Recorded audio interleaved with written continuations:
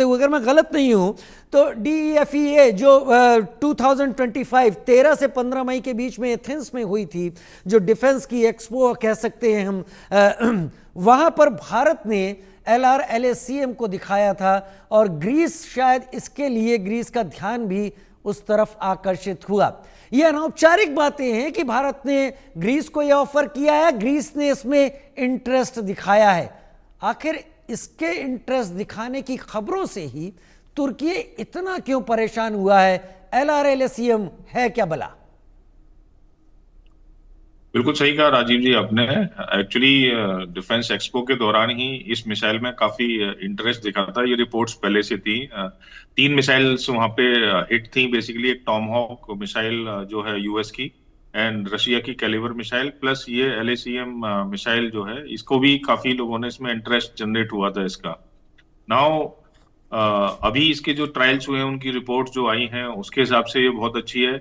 और पहले इसमें रशियन इंजन यूज हो रहे थे, लेकिन अब इंडिजिनियस मानिक टर्बोफैन इंजन इसमें यूज हो रहा है, तो ये फुल्ली इंडिजिनियस हो गया है। नाउ इसमें डबल वॉर हेड भी होता है, जो 2 टारगेट को एक साथ न्यूट्रलाइज कर सकता है। तुर्की की नींद हराम होना इसलिए जरूरी था कि जिस तरह का बिहेवियर हमारे पुराने रिलेशंस को ओवरलुक करते हुए पाकिस्तान के खिलाफ ऑपरेशन सिंदूर में उसने दिखाया था, तो उसको बेचैन करना हमारा कर्तव्य है। लड़ाई हमेशा सामने सामने नहीं लड़ी जाती, लड़ाई बैकडोर्स भी लड़ी जाती है। जिस तरह से प्राइम मिनिस्टर मोदी साइप्रस गए और तुर्की कंट्रोल्ड साइप्रस के बॉर्डर तक वो गए, और साइप्रस और ग्रीस को, दोनों को पहले न्यूज ये भी आई थी कि प्राइम मिनिस्टर ने ब्रह्मोस ऑफर कर दी अगर आपको चाहिए तो। लेकिन ब्रह्मोस का जो कैलिबर है और उसकी जो कैपेबिलिटी है, वो LACM से बिल्कुल डिफरेंट है। LACM से के ग्रीस के पास आने से ग्रीस के सारे जो मेन टारगेट्स हैं, डिफेंस टारगेट्स हैं, मिलिट्री कैपेबिलिटीज हैं, वो ग्रीस की रेंज में आ जाती है। अब ग्रीस को एक्चुअली तुर्की मिलिट्रीली जो है वो ग्रीस से ज्यादा पावरफुल है। लेकिन ग्रीस क्या कर रहा है? ग्रीस बहुत अच्छे इक्विपमेंट में इन्वेस्ट कर रहा है जब से तुर्की ने उसके बेसिकली जो सी को कंट्रोल करना शुरू किया है, और ग्रीस को प्रॉब्लम्स हो रही है कि F-16 लिए, अभी 24 रफेल ऑर्डर्स फ्रांस से लिया है, तो हम भी रफेल ऑपरेट करते हैं, तो इससे और हमारा डिफेंस में डीलिंग अच्छी हो जाती है। तो उनके पास जो जखीरा है वो जो ग्राउंड बेस्ड मिसाइल्स का ग्रीस के पास कम है। और अभी क्या हुआ कि रिसेंट वॉर्स में, तीनों वॉर्स जो चल रहे हैं, एक तो रशिया यूक्रेन चल रहा है, अरब जो इसराइल और ईरान का, प्लस इंडिया का और पाकिस्तान का, तीनों ने ये दिखाया कि प्रिसीजन स्ट्राइक वाली मिसाइल्स की कैपेबिलिटी होना आज की डेट में बहुत जरूरी है। अगर वो कैपेबिलिटीज हैं तो आप एक्चुअली ग्राउंड से ही दूसरे कंट्री के एयर डिफेंसेस को तबाह कर सकते हो, जैसे इसराइल ने पहले 18 घंटे में करके दिखाया। तो इसलिए ग्रीस के पास ये मिसाइल कैपेबिलिटी आना, और इंडिया ने जिस तरह से अपने आप को सब वर्ल्ड के सामने दिखा दिया है कि हमारी कैपेबिलिटीज क्या थी और हमारी वेपन्स की कैपेबिलिटीज क्या थी, तो तुर्की की नींद इससे हराम जरूर होगी, और होनी भी चाहिए। जी वाकई राजीव आप जी। सही कह रहे हैं, तुर्की की नींद हराम होनी चाहिए और होनी भी चाहिए।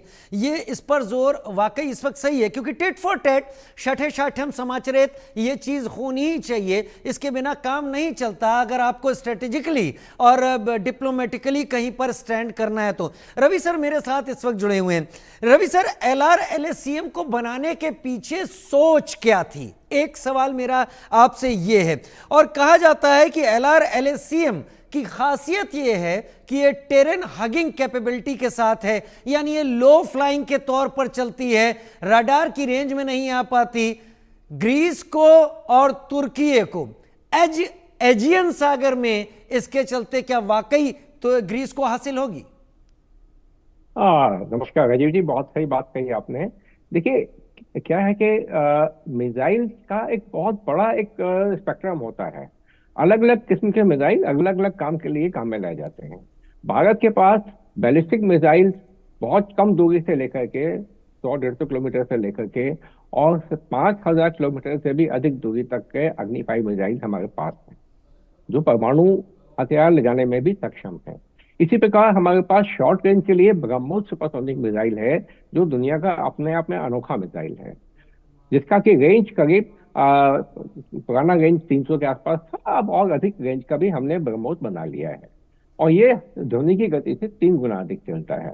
लेकिन एक हमारे पास जो गैप था वो था लंबी दूरी की मिसाइल हो, लगभग 1000 से 1500 किलोमीटर तक का दूरी तय करती हो, लेकिन बेशक सबसोनिक हो, उसकी रफ्तार बेशक सुपर आपके ब्रह्मोस की जितनी ना हो, लेकिन जो उसमें बाकी की खूबियां हैं, यानी कि आपने कहा टेरेन हगिंग, देखिए टेरेन हगिंग बहुत ही इंपॉर्टेंट हो जाता है जब हमें दुश्मन के किसी खास, जो जैसे कहते हैं वेल डिफेंडेड टारगेट्स हैं, जहाँ पे कि रडार्स के द्वारा उनका anti defence air air defence system उनके बड़े मजबूत होते हैं, तो वहां अटैक करने के लिए हमें एक ऐसा मिसाइल चाहिए होता है जो रडार से बचता हुआ निकल जाए। एक मिसाइल जो बैलिस्टिक मिसाइल होता है वो बहुत तेजी से वार करता है, लेकिन उसमें क्या है कि वो एक इस तरह की एक ट्रेजेक्टरी चला के चलता है, गया और एक जगह पे आ गया, वो दाएं बाएं ज्यादा नहीं घूम सकता।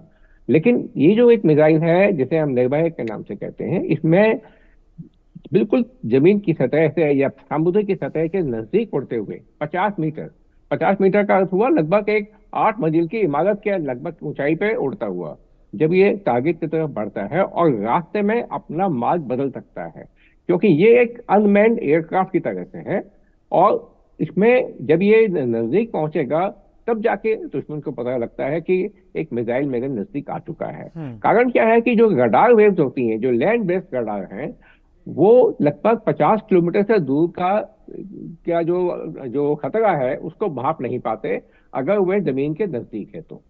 हाँ, अगर वो ऊंचाई पे उड़ता आ रहा है जैसे आमतौर पर हवाई जहाज उड़ते हैं तो लैंड बेस्ड रडार से पकड़ा जा सकता है, लेकिन इस किस्म का मिसाइल रडार की पकड़ में नहीं आ पाएगा, क्योंकि वो पृथ्वी का जो गोलाई है उसके बीच में आ जाती है। दूसरी एक और खासियत निर्भय में है कि इसमें लॉइटरिंग कैपेबिलिटी है।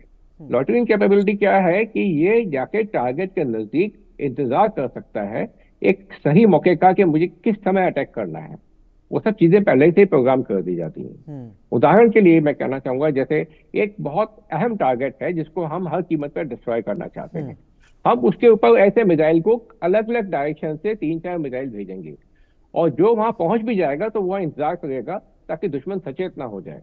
जब सारे मिसाइल पहुंच जाएंगे, वो 2 या 3 जितने दागे गए हैं वो सब के सब एक साथ जाके अटैक करेंगे। यानी फिर आपके कहने का मतलब हम और हमारे दर्शक ये समझे कि सारे मिसाइल, अगर 4 मिसाइल ऐसे दागे जाते हैं, ये चारों मिसाइल आपस में बात कर रहे होंगे, मतलब इंटरकनेक्टेड होंगे।